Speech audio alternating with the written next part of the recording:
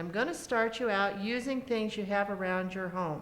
I have a little TV tray, which is a better height than a table, but if you're comfortable with your elbows up higher, that's just fine. Use a table.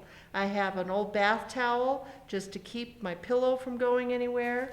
I have several pieces of cardboard that I've taped together, and a tea towel just to keep it all together.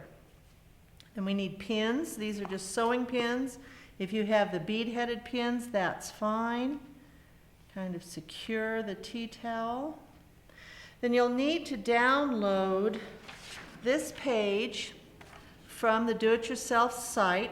This has your patterns and a couple of cheat sheets.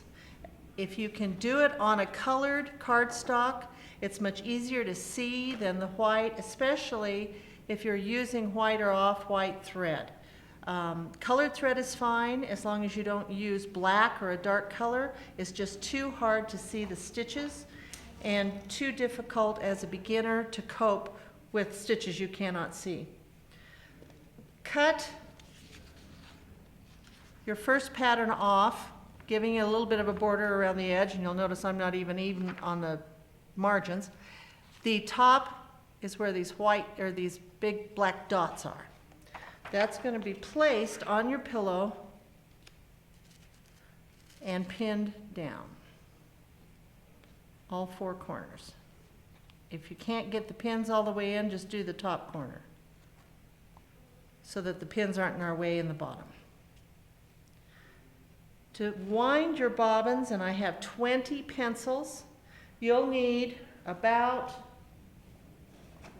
9 feet. Sounds like a lot, but you want to have enough that it stays secure on the pencil even after you finish the pattern.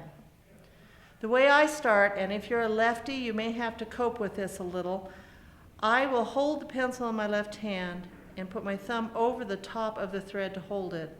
Give it a few winds over that tail, then switch hands. Now I make a point of telling you it matters. That thread has got to come off the top of the pencil or the bobbin when you're holding it in your right hand. If it doesn't, if it comes off the other direction, you won't be able to keep the thread from unwinding from your bobbins. This doesn't seem to be an understandable rule. All I know is that's what works. So you'll wind about half the thread on one pencil. To secure it, you take the thread in front of your finger and wrap it around. Go over the top of the pencil twice. That makes a ½ inch and holds on to the thread.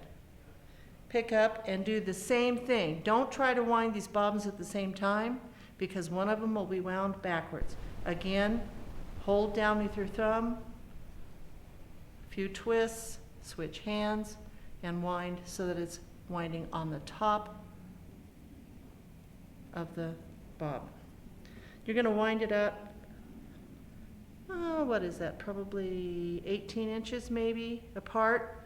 Put another hitch on it, and we're going to hang on our bobbins. To do that, put a pin in each of these beginning spots.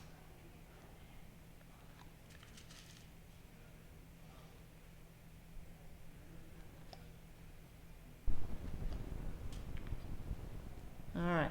Now we're going to hang on rainbow style, and that is on your cheat sheet just because visually you need to see what you're doing here.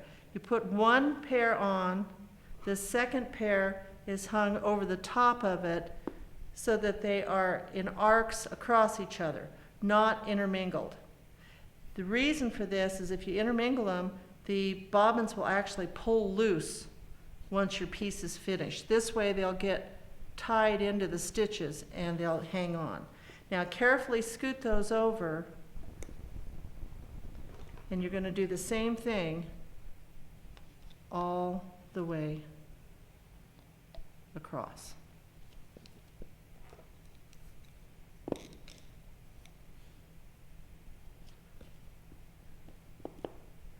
Making sure that they're rainbow style, not what we call bunny ears. That's when it's intermingled.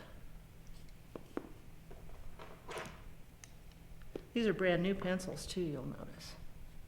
Shorter ones maybe will be a little easier to use. If you have to get rid of some length of your thread, rather than undoing the whole thing, find the loop where it crosses, pull that loop out, holding it out with a little bit of tension on it, back and wind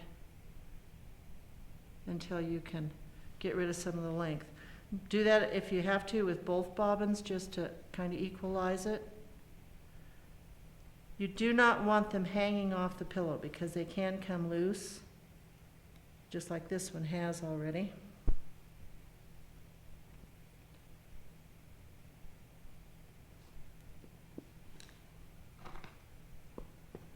This is the fourth one. They can be kind of out to the side until you're ready to use them.